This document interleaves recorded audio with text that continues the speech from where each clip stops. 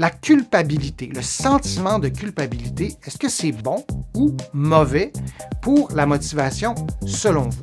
Et lorsqu'on parle de motivation, lorsqu'on parle et surtout de gestes, de comportements, d'actions qu'on peut poser pour prendre soin de sa santé, pour arrêter de fumer, pour perdre du poids, pour bouger plus, pour être moins souvent assis, pour manger moins gras, moins sucré, moins salé, on en reçoit beaucoup des messages prescriptif. Hein? C'est très précis, c'est toujours lié à l'action, mais pas lié à nos besoins, et souvent même pas lié aux résultats. Et là, ce que ça fait, ça déclenche la culpabilité.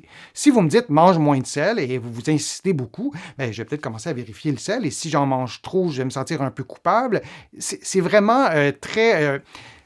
ça nous porte vraiment vers un sentiment de culpabilité dans cette société dans laquelle on vit, où on a vraiment tout plein de prescriptions, mais le sentiment de culpabilité en ce qui concerne la motivation, parce que c'est ça le sujet, est-ce que c'est bien ou c'est pas bien pour vous? Est-ce qu'il y a des éléments positifs? Alors oui, il y a des avantages à la culpabilité pour ce qui est de la motivation, et il y a aussi des désavantages. Alors je vais vous présenter les avantages. Et là, on va y aller étape par étape, et là je ne suis pas en train de faire l'apologie de la culpabilité et de dire qu'on devrait vivre dans un monde rempli de culpabilité, mais il y a des avantages. Alors, je vous présente ceux-là.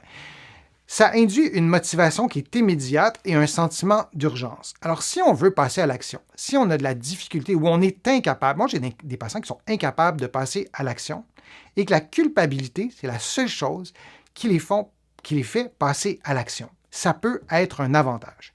Ensuite, l'impression de se responsabiliser, l'impression de le faire, l'impression de se dire, j'ai choisi de pas manger le gâteau au complet parce que je me sens trop coupable. J'ai mangé un morceau, puis un morceau, je me sens moyennement coupable ou très peu coupable. Mais la culpabilité, elle est présente, mais je suis quand même passé à l'action en ce sens que je ne l'ai pas mangé au complet, le gâteau. Mon exemple est vraiment pas très nuancé, mais vous comprenez l'idée.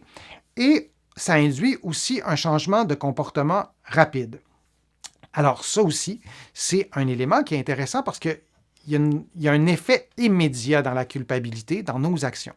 Alors ça, c'est des avantages qu'on peut répertorier, mais ça a aussi des désavantages. Alors c'est une motivation qui est éphémère. Évidemment, ça ne va pas durer longtemps. Donc on se sent coupable. Et là, le danger, c'est qu'on a une culpabilité. On pense à l'action où entre guillemets, on échoue, où on a un sentiment d'échec, et on va se culpabiliser davantage, et là, il y a comme une spirale négative. Donc, ça, évidemment, c'est vraiment, j'allais dire catastrophique. C'est aussi une source de stress et d'anxiété. Brigitte le disait, une frustration.